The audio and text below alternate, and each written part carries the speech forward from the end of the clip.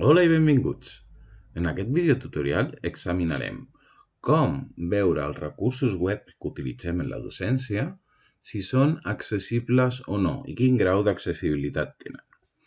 D'entre totes les eines que existeixen, hem escollit Wave, aquesta eina que ens donarà l'accessibilitat d'una forma molt fàcil i intuïtiva. Anem a veure-ho. Examinarem dues pàgines web, la de gencat.cat i la de Diari Ara. Comencem per la del GenCat.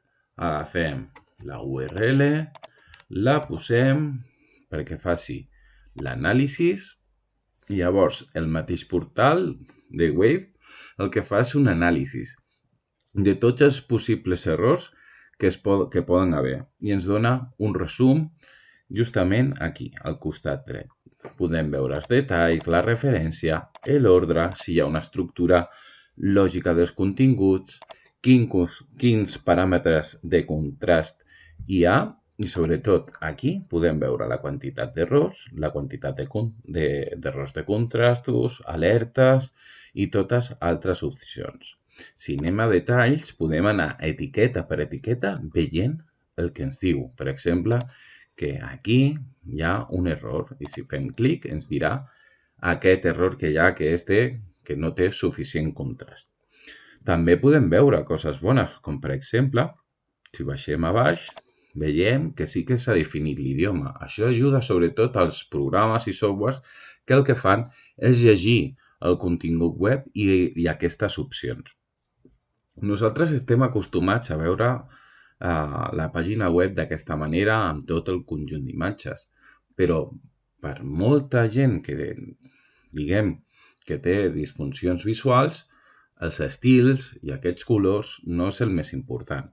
Què podem fer?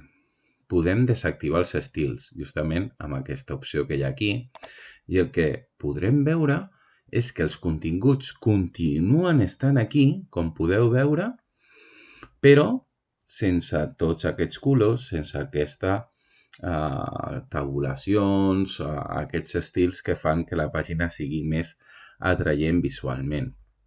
És molt important que veieu que aquesta pàgina òbviament, de la Generalitat de Catalunya porta molts símbols que es diuen àrea. Són tots aquests símbols que veieu aquí, que diu més, menys, cap a la dreta. Això serveix perquè quan es llegeix et digui que aquí això és un menú que pots accedir i que es pot desplegar. I això després llegiria el següent menú. Aquest llenguatge, aquest text enriquit d'accessibilitat es diu àrea. Contra més elements hi ha d'aquests, doncs més fàcil resulta per la gent amb disfunció visual. Aquest seria el resultat, d'acord? D'examinar el que seria la pàgina de gencat.cat inicial. Anem a agafar ara el diari Ara i el fiquem i el testegem. I exactament igual com hem fet amb la pàgina inicial de gencat.cat. Com podeu veure, apareixen un conjunt d'errors, un conjunt de contrast, l'àrea no està molt present, cada pàgina és totalment diferent. Si nosaltres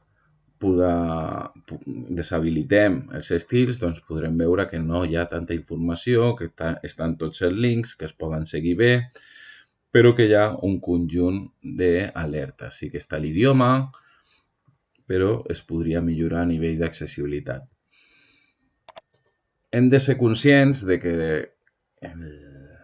l'adaptació del món web a l'accessibilitat s'està fent mica en mica. Així que seria molt, molt acurat per la nostra part que revisem sempre que tinguem alumnat amb aquestes deficiències i amb aquestes disfuncions, en aquest cas, visuals, que els recursos web que nosaltres posem no tinguin un conjunt d'errors que els impedeixin localitzar la informació o treballar al mateix ritme que la resta d'estudiants.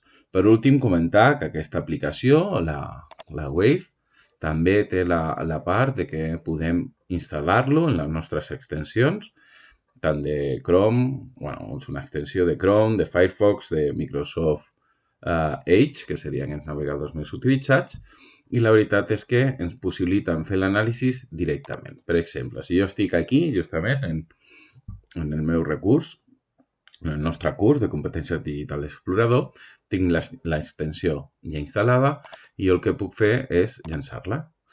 I m'apareix igual, m'analitza tots els elements que hi ha i em possibilita anar canviant sobre la marxa aquests elements i anar substituint o eliminant tots els errors que hi ha. D'acord?